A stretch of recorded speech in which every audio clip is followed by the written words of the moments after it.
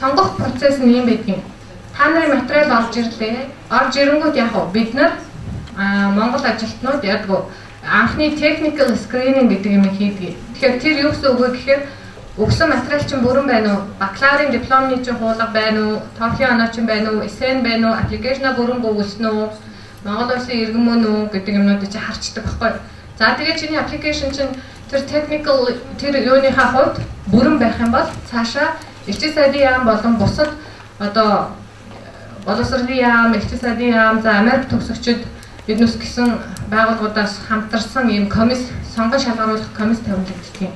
Тэр комисс та нарын материалыг явуулдаг.